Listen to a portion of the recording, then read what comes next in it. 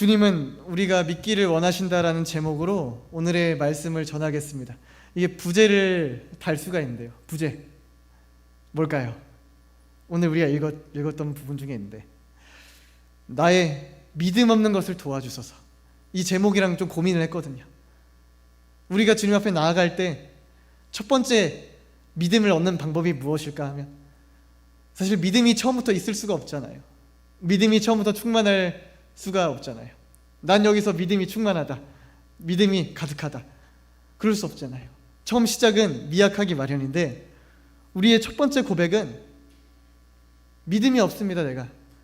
그러니 주님, 나의 믿음 없는 것을 도와주소서 할 때, 그때 우리의 연약함을 볼 때, 주님의 놀라우심을 볼 때 주님께서 우리의 믿음을 채워주실 것입니다.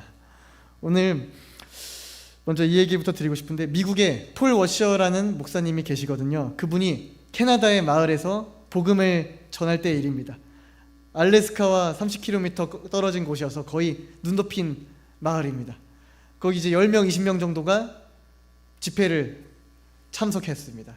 복음을 전하다가 그 폴 워셔 목사님이 앞자리에 있는 성도를 보고 놀랍니다. 이 세상에서 저렇게 절망스러운 표정과 저렇게 낙심된 표정을 본 적이 없다. 당장 그 이후로부터 말씀을 바꿔서 그냥 복음만 선포하기 시작했어요. 그냥 예수님의 십자가, 어떻게 하면 구원받는지, 어떻게 하면 예수님 만나는지, 그 부분만 전하기 시작했습니다. 예배가 끝나자마자 그 목사님은 바로 내려갔어요. 내려가서 그 사람을 보고 물었습니다. 선생님, 도대체 무슨 문제가 있으세요? 내가 세상에서 당신처럼 그런 절망스럽고 평생 그렇게 낙심한 얼굴은 처음 봤습니다. 무슨 문제가 있으세요? 하니까 그 키가 엄청 크고 덩치가 큰 사람이었다고 합니다. 곰처럼 크고 산처럼 큰 사람인데, 그의 품에서 서류 봉투를 하나 꺼내는 겁니다. 서류 봉투를 딱 꺼내서 보니까 엑스레이 사진들이 딱 찍혀있어요. 뭔지 봐도 알 수가 없는 사진들. 그러면서 제가 이제 3주가 남았는데요, 제가 살면서 산속 마을에 살면서 한 번도 무엇이 두려워 본 적이 없습니다. 근데 지금 제가 너무 두려웠습니다. 살면서 교회에 나와본 적도 없고 예수님이란 분을 들어본 적은 있는데, 제 처음 교회에 나왔습니다. 제가 어떻게 해야 될까요? 그렇게 덜덜 떨면서 이야기를 하는 겁니다. 그때 폴 워셔 목사님이 이렇게 말합니다. 저는 내일 비행기를 타고 이곳을 떠나야 합니다. 그러나 지금 당장 비행기표를 내가 취소할 테니까 오늘부터 선생님이 돌아가실 때까지, 선생님이 주님을 만나 예수님의 보혈로 용서함을 받든지 아니면 죽어서 멸망에 이르든지, 둘 중에 하나를 보기 전까지 끝까지 나와 함께 있읍시다 하고, 그때부터 둘은 계속 구약부터 신약까지 말씀을 파기 시작했어요. 복음과 십자가와 진리에 대한 말씀들을 다 나누고 계속 부르짖어서 기도하기 시작했어요. 구원을 얻게 해달라고, 예수님의 십자가의 그 보혈을, 영의 치유를, 진정한 구원을, 영원한 구원을 얻게 해달라고 계속 기도를 한 거예요. 저녁까지 하루 종일 씨름을 했습니다. 근데 아무런 돌파도 없었습니다. 아무런 통과도 없었습니다. 아무런 차도가 없었습니다. 그때 폴 워셔 목사님 다시 말합니다. 선생님, 요한복음 3장 16절을 다시 한번 읽어보세요. 목사님, 이거는 100만 번도 넘게 읽었습니다. 오늘 수백 번을 읽었는데 이걸 지금 또 읽으라고요? 이 말씀에 구원의 진리에 이르는 말씀이 있습니다. 다시 읽으십시오 하고 무릎에 성경을 이렇게 올려놓고 다시 요한복음 3장 16절을 읽기 시작합니다. 하나님께서 세상을 이처럼 사랑하사, 그러면서 구원받았습니다. 목사님, 제가 구원받았어요. 제 죄가 다 씻겨졌어요. 제가 구원받았어요. 선생님, 그걸 어떻게 아세요? 이 말씀을 봤잖아요. 저 지금 구원받았다니까요. 그때 하나님의 성령의 역사가 그제서야 일어난 것입니다. 그 영혼이 진짜 예수 그리스도를 영적으로 만나는 사건이 일어난 것입니다. 어떤 목사님들은 쉽게 이야기를 할 수가 있어요. 젠틀한 목사님들은 이렇게 말을 할 때가 있어요. 구원받고 싶으십니까? 그러면 예수 그리스도의 십자가를 믿고 나의 죄를 회개하십시오. 이 말을 따라 하신 다음에 그 다음에 예수님 내 마음에 들어와 주십시오. 라고 말하면 구원받았습니다. 성도 여러분, 우리 박수 칩시다. 우리 새로운 하나님의 귀한 어린 양이 우리 교회에 이제 입교하게 됐습니다. 구원받은 자녀가 왔습니다. 이렇게 끝내버리고 많은 일이 너무나 많다는 것입니다. 하나님의 복음이, 예수 그리스도의 십자가가 3분 카레처럼 몇 마디 말만 따라한다고 3분 카레처럼 전자레인지 돌리는 것처럼 복음 구원이 쉽게 이루어진다면 얼마나 좋겠냐마는 우리에게 있어서 구원이 그렇게 값싸지 않습니다. 한 번의 설교로 끝나지 않습니다. 설교는 중요합니다. 예배는 중요합니다. 그러나 더 중요한 것은 설교 이후의 싸움입니다. 본문의 제자들은 이와 같이 씨름했습니다. 귀신을 내어 쫓기 위해서 씨름을 했습니다. 왜 씨름했냐고요? 가만히 있으면 아무것도 일어나지 않기 때문이에요. 우리가 신앙생활을 지금 10년, 20년, 30년 넘게 했을 겁니다. 그리고 우리 친척과 가족, 친구들의 신앙생활도 몇십 년 한 걸 봤을 겁니다. 그들이 교회만 다녔으면, 교회만 왔다 갔다 했으면, 그래놓고 그 친구들과 가족, 아니면 심지어 자기 자신을 보세요. 전혀 바뀐 게 없는 사람들이 있잖아요. 10년 전에, 20년 전에도 화내고 남 비판하고 눈 하나 깜짝 안 하고 거짓말을 하던 사람들이 나이 들어서도 똑같이 그렇게 살고 있잖아요. 가만히 있으면 변하지 않기 때문이에요. 신앙생활에 있어서 교회만 출석하는 것으로는 우리가 절대로 변하지 않기 때문이에요. 그렇기 때문에 제자들은 예수님이 오시기까지 씨름했고, 예수님이 오신 다음에도 이 씨름이 끝나지 않았습니다. 예수 그리스도를 향한 성령의 역사, 시한부 판정을 받은 사람이 예수님을 향해서 갖는 목숨을 건 몸을 덜덜 떠는 믿음의 씨름, 우리가 죄를 끊어버리기 위해서는, 우리가 믿음을 가지고 지금의 나와 다르게 변화하기 위해서는 이러한 믿음의 씨름과 순종의 싸움이 반드시 우리의 삶에 필요합니다. 정말 구원받고자 한다면, 어떤 분의 기도 중에 환상입니다. 기도를 하고 있었다고 해요. 기도를 하는데 갑자기 정신이 혼미해지는 겁니다. 그래서 정신을 차리고 무슨 증상이지 하고 다시 정신을 차리고 뭐야 이상해, 다시 기도를 했습니다. 다시 기도를 하니까 또 몽롱해지는 거예요. 혼미해지는 거예요. 나 이러다 죽는 거 아니야? 다시 눈을 떴대요. 그러다가 세수를 하고 다시 기도를 하다가 또 혼미해지면서 갑자기 무엇이 보이기 시작했다는 겁니다. 큰 물결과 같은 것이 보이기 시작했어요. 이 물결을 가만 보고 자세히 보니까 물결이 아니더랍니다. 수많은 사람들이 걸어가고 있었대요. 한 길을 향해서. 근데 그들의 태도가 똑같았습니다. 고개를 이렇게 푹 숙이고 고개를 숙여서 목이 없는 것처럼 보였대요.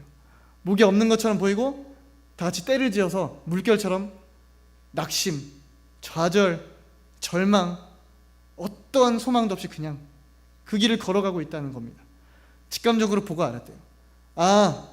저 사람들은 지옥으로 가고 있구나. 그들이 입은 옷은 검은 옷이었다고 합니다. 검은 옷을 입고 검은 물결처럼 걸어가고 있었어요. 그리고 그 옆에 또 하나의 물결이 있었다고 합니다. 또 하나의 길이 있었는데 거긴 좀 더 적은 사람이 걸어가고 있었대요. 그 사람들은 회색 옷을 입고 있었습니다. 검은 옷도 아니고 흰 옷도 아니고 검은 옷과 흰 옷의 중간 경계에 있는 흰 옷. 이게 뭘까? 했더니 깨달음이 오더래요. 이들은 교회에 다니는 사람들이구나. 이들은 예수님을 아는 사람들이구나. 그럼에도 불구하고 저들이 가는 목적지는 검은 옷을 입은 사람들이랑 똑같구나 라는 것을 깨닫게 된 것입니다.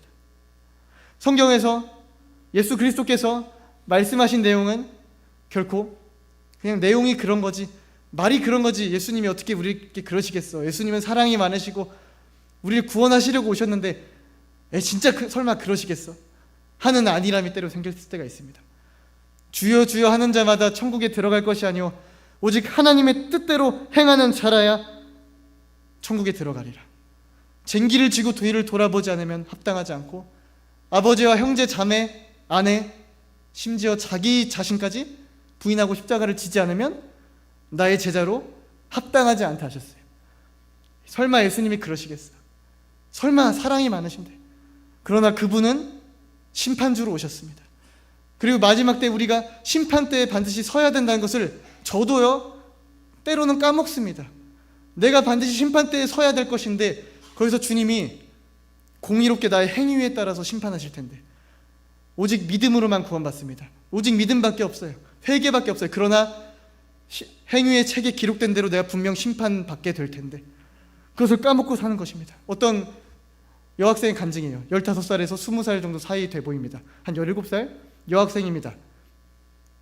그 여학생 간증을 했습니다. 꿈에서 그 사람이 실제로 심판대에 거게 된 겁니다. 예수님을 만났어요. 그리고 예수님께서는 당연히 난 천국으로 보내줄 줄 알았는데, 당연히 나는 그곳을 갈 줄 알았는데 이렇게 말씀하시더라는 겁니다. 너는 안일하게 신앙생활을 했구나. 어떻게든 되겠지라는 마음으로 신앙생활을 했구나. 첫 번째, 이것이 너의 결함이었다. 두 번째, 너는 나보다 미디어를 더 많이 사랑했구나. 미디어, 스마트폰으로 보는 것들, 우리가 탐닉하는 것들, 너는 나보다 그걸 더 사랑했어. 그렇게 하면서 그 자매는 곧 떨어지게 될 곳 앞에서 절규하면서 울었다고 합니다. 주여 하고 불렀다고 합니다. 그때 어깨에 손을 주님께서 올리시더니 다시 한번 기회를 주겠다 하면서 눈이 떴던 현실이었다고 했습니다. 저는 그것이 수많은 지옥 간증이 있고 그것들이 다 믿을 만한 것들은 아닙니다. 우리가 성경을 읽어야지, 말씀 안에 있어야지 무조건 간증을 듣는다고 해서 그게 다 정설이라고 믿을 수 없죠. 그러나 저는 그 간증이 결코 거짓되지는 않았다고 생각해요. 예수님의 기준이 그렇게 만만하지 않다고 했고, 하나님의 줄자와 잣대와 하나님의 저울추는 공의로우시기 때문입니다. 우리가 정말 죄인인 것을 깨닫고 있는가? 내가 얼마나 죄인인 것을 내가 깨닫고 있는가? 이것을 우리가 좁은 길을 가고 싶다면, 진짜 크리스천이 되고 싶다면, 우리가 이미 진짜 크리스천이라면 끝까지 그 길을 중도 하차하지 않고 우리가 가고 싶다면 정말 간구해야 합니다. 정말 기도해야 합니다. 내가 정말 예수님을 따라 살고 있는가? 기도해서 물어봐야 돼요. 주님, 저 좀 불쌍히 여겨주세요. 지금 내가 믿음이 없습니다. 순종을 하려 하는데 순종이 되지가 않아요. 변하고 싶은데 변해지지가 않아요. 구원받고 싶은데 왜 이렇게 마음이 굳어져서 회개가 안 돼요? 주님, 믿음 없는 걸 도와주세요 라고 양치질을 할 때도, 샤워를 할 때도, 차를 타고 지나다닐 때도, 길가를 걸어 다닐 때도 우리가 이 믿음의 확신이 없다면, 하나님께서 성경에서 말씀하시기를 자신의 믿음을 검증하고 확증하라. 그렇지 않으면 버리온 자니, 이 믿음에 어떠한지, 내가 올바로 가고 있는지, 내가 좌로나 우로나 치우치지 않았는지 매일 점검하며 주님 나 어떻게 하고 있나요? 라고 우리가 매일 기도하면서 나아가야 하는 것이죠. 그것이 정말 이 길을 끝까지 당도하고 싶은 자의 믿음의 길일 것입니다. 누가 완벽하겠습니까? 아무리 대단한 목회자들도, 아무리 대단한 사람들도 다 넘어지고, 저야말로 끔찍하죠. 믿음이 있어서 얘기하는 게 아니죠. 우리 모두 넘어지죠. 그러나 우리가 다시 이렇게 주님께 간절히 기도하면서 일어난다면 주님께서 난 널 전혀 몰라, 너는 제대로 못했잖아 하고 무조건 내치진 않을 겁니다. 우리가 간구하고 불쌍히 여겨달라 하고 다시 일어나면 주님께서 귀하게 여기고 반드시 그 길로 이끌어 주시겠죠. 그러한 믿음으로 우리가 나아가는 것이지 무조건 겁먹자고 하는 것이 아닙니다. 우리 주님께서 우리를 시작하신 구원의 역사를 끝까지 마치실 것을 좀 믿습니다. 그러기 위해서 우리는 나아가는 것이죠. 말씀 오늘 본문 22절에 보면, 그러나 무엇을 하실 수 있거든 불쌍히 여기사 도와주옵소서. 그렇습니다. 나의 믿음의 시작점입니다. 나의 믿음 없음을 고백하는 것이고, 주님 나의 믿음 없음을 불쌍히 여겨주세요. 주님 나 믿음 좀 주세요 라고 기도하는 것이 주님 앞에 부르짖는 올바른 방법인 것이죠. 그렇기 때문에 야고보서 4장 9절에 보면 이렇게 말씀합니다. 슬퍼하며 애통하며 울지어다.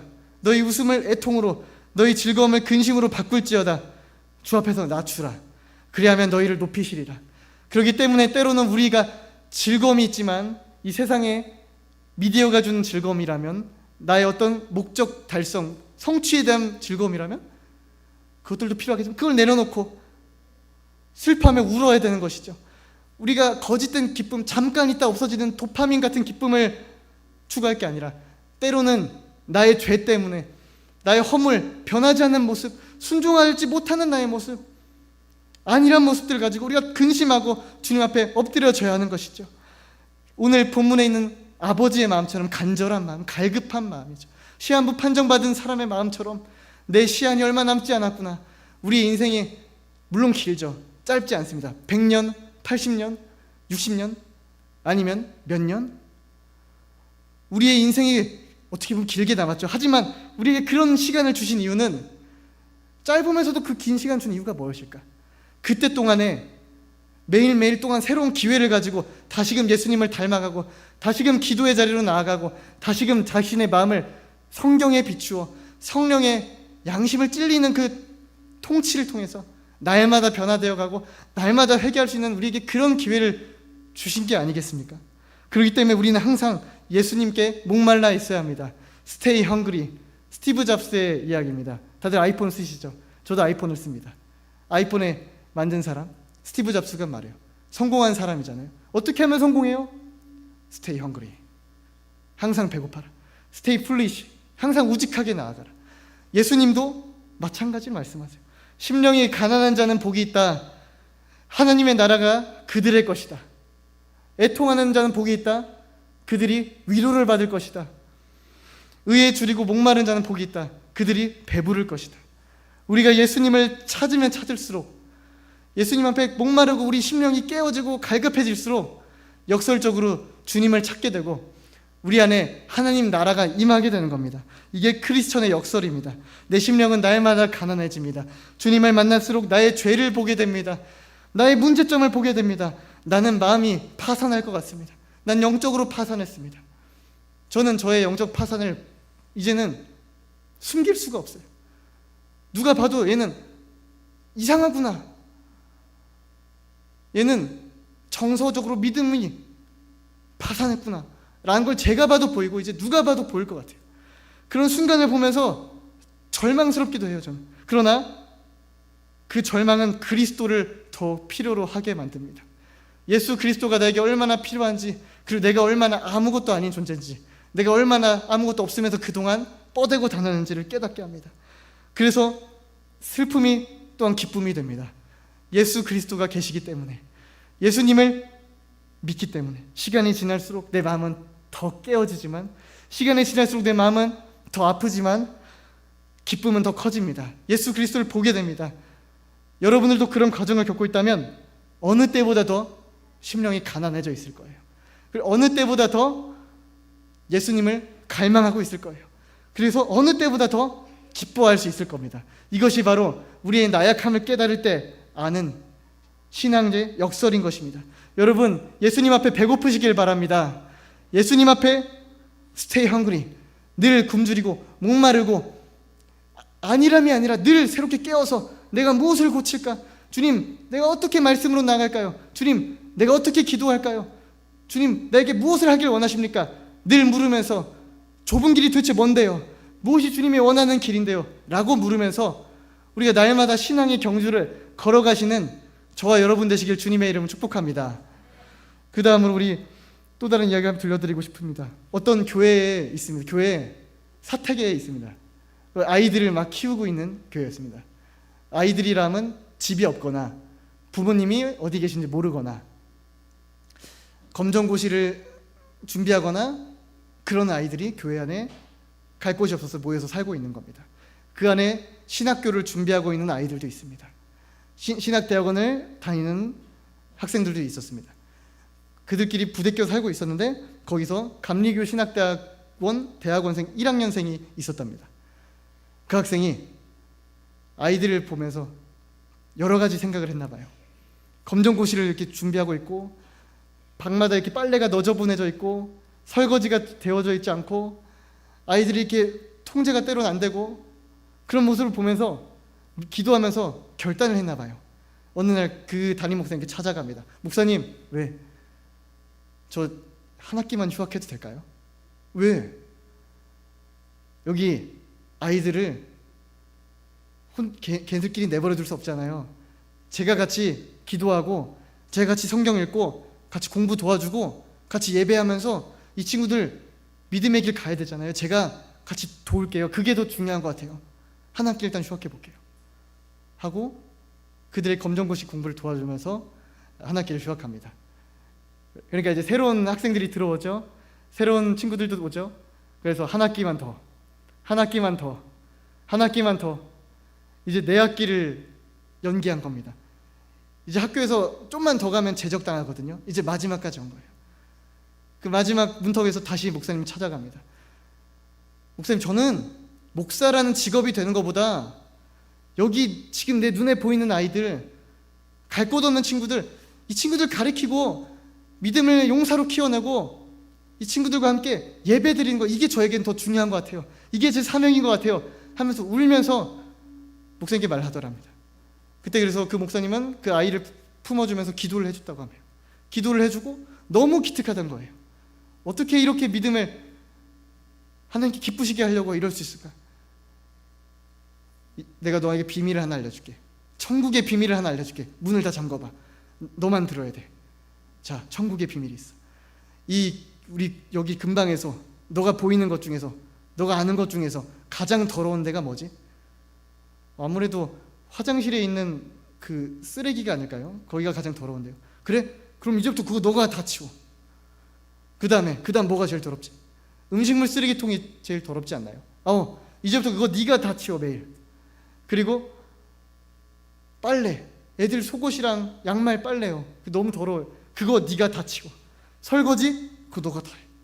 가장 낮은 자리에서 가장 누추한 곳에서 남들이 하기 싫어하는 좁은 길, 남들이 모두 가려 하지 않는 길, 그 길을 가면, 하나님을 그래서 기쁘시게 하는 삶을 살면, 섬긴 삶을 살면 하나님께서 분명히 책임지실 거예요. 그 아이를 향한 그 하나님께서 책임질 거라는 확신이 있으셨대요. 그렇게 하다가 그 학생도 결국 감리교 신학대를 가고 이제 마지막 학기가 됩니다. 곧 졸업하기 직전이 됐는데 그때 그 목사님이 왜 그러셨는지는 저도 모르겠어요. 갑자기 이런 마음이 드셨대요. 그분도 자기도 모르게 얘야 부르더니 너 변호사가 돼보는 게 어때?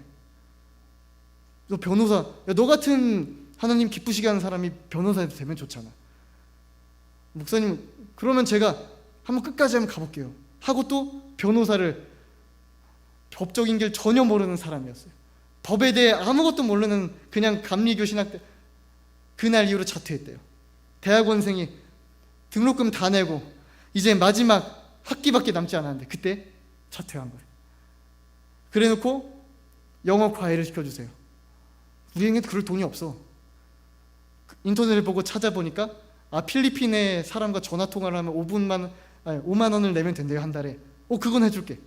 그리고 책을, 법적인 서적을 요 정도로 샀대요. 로스쿨이니까 엄청 많이 필요하겠죠. 그 다음에 열심히 공부를 하기 시작한 거예요. 그러면서 이제 6개월도 아니고 5개월이 지납니다. 5개월이 지나서 면접 보기 전날 기도를 해주면서 물어봤대요. 얘 너 얼마나 공부했니? 공부는 많이 했니? 아니요, 10분의 1도 못 읽었어요. 책의 10분의 1도 못 읽었고 이번엔 아마 안 될 것 같아요. 영어도 아직 부족해요. 왜냐면 영어로 면접을 보기 때문에. 그 다음 면접장에 가게 됩니다. 한동대학교 아시죠? 한동대학교 국제법학대학원 로스쿨에 면접을 보게 됩니다. 오전까지는 어떤 시간이 있고 점심 먹고 오후 때 면접이 가장 중요해요. 왜냐하면 법적인 공방을 해야 되고 영어를 할 줄 아는지 법적인 지식인지를 알아야 되기 때문에. 그때 점심시간에 식판을 들고 두리번거립니다. 밥 먹을 데가 없어서 두리번거리다 보니까 외국인들이 한 테이블에 모여 있더래요. 그래서 불러 모으더랍니다. 여기 자리 하나 있다. 가서 먹었대요. 죄인처럼 밥을 먹고 다 먹고 나니까 외국인들이 이제 착 나가고 테이블에는 이제 식판들, 먹다가 식판을 두고 가는 사람들도 있나 봐요. 외국인이어서 그런지. 우리는 싹 다 긁어가지고 잔방 통통 치고 하는데 잔반이 남아져 있고 테이블이 놓여져 있으니까 본인이 이제 집에서 하던 대로 하기 시작한 거예요. 몇 년 동안 하던 습관이 인이 박혀 있으니까 가서 다 모아가지고 털어놓고 설거지를 본인이 하고 그리고 행주를 부엌 가서 달라한 다음에 거기 식탁을 닦기 시작한 거예요. 닦다 보니까 거기 봉투가 하나 놓여있더랍니다. 노란 봉투가 있길래 가지고 있었는데 아까 외국인 한 명이 다시 이렇게 오더래요. 그래서 영어로 물어보는 겁니다. 여기 혹시 노란 봉투 있습니까? 제가 보관해두고 있었어요. 이거 맞죠? 딱 봉투를 주고. 근데 왜 여기서 이걸 닦고 있어요? 제가 집에서 원래 아이들과 같이 사는데 테이블을 이렇게 닦는 버릇이 있어가지고 그냥 하던 대로 했습니다. 물어봐요. 그곳에 어떤 곳이길래 아이들과 같이 있냐고. 그런 걸 물어보다가 시간이 돼서 그 외국인은 갑니다. 손짓 발짓을 해가지고 바디랭귀지로 영어를 한 거예요. 아는 대로 필리핀 어법으로 했겠죠, 말투로. 그 다음에 이제 곧 면접 시간이 돼서 면접관에 들어갔어요. 면접실에 들어가니까 외국인들이 쫙 깔려 있다가 가운데에 아까 노란 봉투를 든 사람이 학장이었던 거예요. 한동대학교 국제에로스쿨 학장이 그 노란 봉투를 가지고 있던 사람이 가운데 앉아 있는 거예요. 그러면서 이제 하나씩 물어보기 시작한 거예요. 거기는 뭐 하는 교회이고 왜 거기서 아이들을 하고 있고 본인은 왜 거기를 갔냐, 무슨 사연이 있냐, 아이들이 무슨 사연이 있어서 모였냐 하고 옆에서 다른 교수님들이 영어로 질문할 때마다 가만히 있어 보라고, 나 할 거 있다고 이렇게 막아서 질문을 오히려 하는 거예요. 그러다 몇 개 물어보더니 법적인 건 하나도 물어보지 않고 다 됐으니까 빨리 나가라고, 다 끝났어 나가, 끝내 보내는 거예요. 나가면서 생각했죠. 이거 끝났구나, 탈락이다, 법적인 건 하나도 안 물어봤어 하고 집에 돌아가서 목사님 저 탈락이에요. 법적인 건 하나도 안 물어보고 왜 이렇게 교회에서 뭐 하는지, 왜 봉사하는지, 뭐 어떻게 살아왔는지 이것만 묻다가 끝났어요. 아이고 그렇구나, 다음에 기회가 있을 테니까 더 공부하자. 그렇게 하고 한 달 뒤에 입학 통지서가 우편으로 날라온 거예요. 이거는 불가능성이라는 거죠. 이게 가능한 일입니까? 우연히 학장님이 거기 앉아있다가 그 테이블을 닦는 거를 우연히 봉투를 가지고 와서 본다? 이게 가능합니까? 이게 우연히 겹쳐서 일어날 수 있는 일이에요? 하나님께서 작정해서 기적을 베푸시면 이런 기적이 우리의 삶에도 벌어질 수가 있습니다. 우리 인생도 이런 기적의 간증의 스토리가 될 수 있어요. 그러나 예수님께서 늘 보시는 거, 우리 목사님도 늘 말씀하시고 우리가 늘 성경을 통해 보는 거 뭐냐면, 기적을 베푸시기 전에, 치유하시기 전에 항상 믿음을 보시고, 여인아 믿음이 크도다, 야이로야 믿음이 크도다, 회당장의 딸이 있는 사람에게도 믿음이 크도다, 백부장에게도 믿음이 크도다, 이스라엘에서 요만한 믿음을 보지 못했노라 하시고 믿음을 보신 다음에 그 사람에게 능력을 행사하시는 거예요. 그래서 삭개오도 돌 감람나무에 올라가는 의지적 표현이 있었어요. 혈루증 앓던 여인도 가만히 있어서는 구원받지 못했어요. 가만히 그냥 낫겠거니, 예수님이 저기 있지만 가기 힘드니까 그냥 난 여기 있어야지, 뭐 저기 가다가 핀잔을 받아, 저기 잘못 가다가 나 욕할 거야, 나 부정한 여인이라고 나 밀쳐질 거야, 욕먹을 거야, 이러지 않았다는 거예요. 그 인파를 뚫고 나아가는 의지적인 노력과 결단이 있었다는 것입니다. 오늘의 본문에 나온 아버지도 결단을 하고 믿음이 없음에도 불구하고 하나님께 부르짖습니다. 믿음 없는 것을 도와주소서. 하나님께서는 이렇게 자신의 유익보다 이웃의 유익을 위해, 남들이 가지 않는 길을 위해, 하나님 기뻐하시는 일일 거야, 하나님이 명하신 일이면 순종하면 하나님 좋아하실 거야, 그리고 하나님이 하지 말라 하신 일은 나 절대 하지 않을 거야 라고 결단하는 순종의 사람, 믿음의 사람을 찾고 계시고 그들에게 이런 놀라운 기적을 베풀어 주십니다. 하나님의 손이 짧아서 구원하지 못하는 것이 아니고 하나님의 능력이 없어서 우리에게 기적을 베풀지 못하는 것이 아니잖아요. 하나님 하실 수 있으신데, 하나님 우리에게 해주기를 원하시는데, 한 가지 원하는 거, 우리가 믿어드리기를 원하는 것.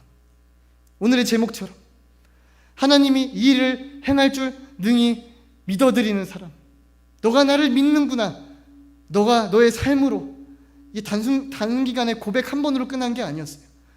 몇 년 동안 설거지를 하고 몇 년 동안 뒷바라지를 했어요. 뭔가를 대가를 바란 것이 아니고 이게 취업에 반영이 되겠지라고 생각한 게 아니었어요. 하나님이 그 자리에 그 순종을 다 보신 거예요. 아무도 보지 않는 화장실에 쓰레기 청소할 때, 아무도 보지 않는 아이들 뒷바라지할 때, 빨래할 때, 속옷을 빨래할 때, 이 더러운 걸 내가 왜 해? 이 더러운 걸 내가 왜 도맡아서 해? 누가 봐준다고? 하나님께서 다 보십니다. 여러분께서 보이지 않는 곳에서 하는 순종, 하나님께서 이러면 기뻐하실 거야, 하나님께서 이거 하면 싫어하실 거야 하면서 씨름하고 절규하고, 믿음이 없지만 주님 나 순종하고 싶어요, 나 죄 끊고 싶은데 끊어지지가 않아요, 나 이 죄 좀 너무 끊어보고 싶어요 라고 발버둥 치는 여러분들에게도 그 시간이 1년이 가고 2년이 가고 끝내 주님이 때가 돼서 보시고 다 되었다, 내가 다 봤다 하고 여러분에게 묶인 것들, 질병, 가난한 것, 영적인 억압, 경제적인 어려움, 그리고 여러분의 낮아진 처지 모두 해결하시고 여러분의 뿔을 진정한 의미에서 높여주실 것입니다. 여러분의 인생을 보고 결국엔 주님께서 응답을 하실 것입니다. 그러니 믿음을 가지고 하던 것을 계속하십시오. 여러분이 좁은 길을 가고 있어요? 끝까지 가십시오. 남들이 봐도 안 봐도 내가 잘하고 있어도 못하고 있어도 때론 너무 연약해도 다시금 기억하는 거예요. 내가 이걸 고쳐야 되구나, 내가 이걸 믿어야 되구나, 예수님이 나에게 이걸 해주시길 원하시는데 내가 믿질 않았구나, 내가 순종하지 않았구나, 내가 몇 년 동안 정체돼 있었구나, 깨닫지 못했구나. 주님, 나한테 믿음을 주세요. 깨닫게 해주세요. 나 변하고 싶어요. 나 이제 좀 다르게 좀 살아보고 싶어요. 좀 똑같이 살지 말고 이제 이전에 하던 것처럼 죄에 빠져있지 말고 좀 바뀌고 싶어요 라고 고백하는 여러분들의 삶에 하나님이 그냥 내버려 두지 않을 겁니다. 반드시 여러분께 역사하실 것입니다. 여러분의 손에, 여러분의 능력에 더해주시고 안 보이는 것 같지만, 우리 삶에 없는 것 같지만 누구보다 가장 우리에 가까이 계시고 우리 삶에 자지도 졸지도 않으시고 늘 개입해서 누구보다 자세하게 섬세하게 우리의 안고 섬과 생각하는 것과 말하는 것과 우리의 사고방식과 우리 태도를 보신 주님이 분명히 우리의 간절한 간구, 내 믿음 없음을 도와주셔서 주님 내가 믿고 싶습니다, 불쌍히 여겨주셔서 고백한 여러분들에게 주님께서 기적을 베푸시고 여러분의 인생, 5년 뒤의 인생 확실히 달라져 있을 것을 전 믿습니다. 여러분의 인생 주님께서 직접 책임지셔 주시고 내가 살아있는 하나님이다 라는 걸 증거하실 것입니다. 딱 하나 필요한 것이 있어요. 하나님 우리에게 원하시는 믿음은 딱 하나 더 있어요. 제가 주님을 바라보면서 도립교회 특히 다니면서 더 크게 깨달은 게 있어요. 모든 교회에게 다 원하시는데 우리 교회도 마찬가지고요, 더 우리에게 지금 더 다가오셔서 두드리고 계신 게 딱 하나 있더라고요. 그것은 뭐냐면 각 사람의 마음의 밭이 있습니다. 마음의 창이 있습니다. 마인드맵 아시죠? 이렇게. 그래서 뭐 공부, 여기 식사, 밥 먹기, 어떤 유튜브 보기, 밥 먹기 이런 식으로 이렇게 딱 있잖아요. 근데 거기에서 가장 큰 게 있어요. 우리 마음밭에, 우리 뇌 구조에 가장 큰 게 있어요. 주님이 원하시는 것은 그거 하나를 내려놓는 믿음이더라고요. 우리가 싸웠을 때 가장 이기기 힘든 거, 여러분의 마음속에 가장 중심에 박혀있는 거, 빼내려고 해도 뿌리가 박혀서 빼지지 않는 거, 그거를 빼기를 원하시더라고요. 그거 하나 빼면, 5년이 걸려서 빼면 그 다음 거 빼기를 원하세요. 20대에 끝나나요? 30대에 끝나나요? 40대가 됐어요. 50대가 됐어요. 그 다음 게 있어요. 그러면 죽기까지 씨름을 하다가 예수님이 결국 원하시는 것은 이 마인드맵에 아무것도 없고 그냥 예수 그리스도로 충만해지는 데까지 우리를 끝까지 인도를 하세요.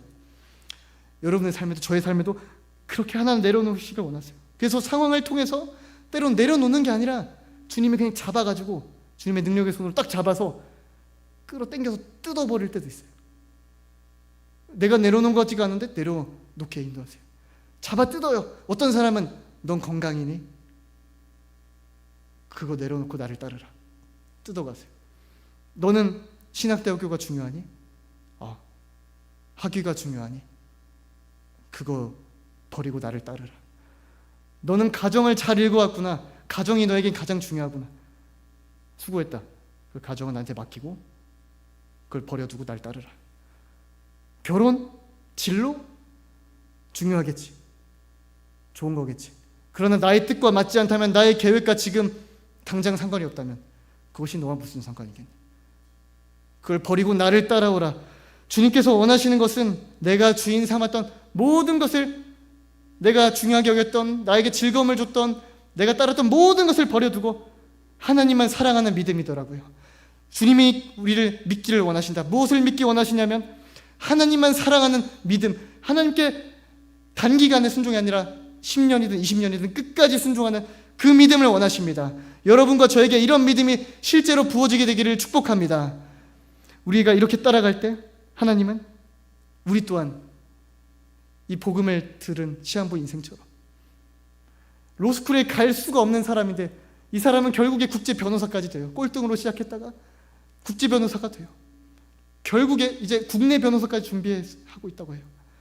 이 사람의 간증처럼 하나님께 순종하고자 하는 자들, 하나님 기쁘시게 드려야지, 좁은 길로 가야지. 분명히 크리스천이어도 회색지대가 있구나. 나는 회색지대, 그 절망의 길, 지옥의 길은 도저히 가지 않을 거야. 예수님 손 끝 붙잡고 나는 천국 갈 거야 라고 따라가는 저와 여러분들에게 하나님께서 이러한 기적의 주인공으로, 간증의 주인공으로 하나님께서 뿔을 높여서 의의 면류관을 주시고 영광의 지팡이를 여러분 손에 안겨주시게 될 줄을 믿고 축복합니다. 저와 여러분께서 이 일에 쓰임받는 인생 70년 80년 되고 주님 바라볼 때 잘하였다, 충성됐다, 너는 나를 믿었구나, 나를 믿기를 원했는데 너는 끝까지 나를 믿었구나, 나를 신뢰했구나 라고 인정받는 저와 여러분의 복된 인생 되시기를 주님의 이름으로 축복합니다. 기도하시겠습니다.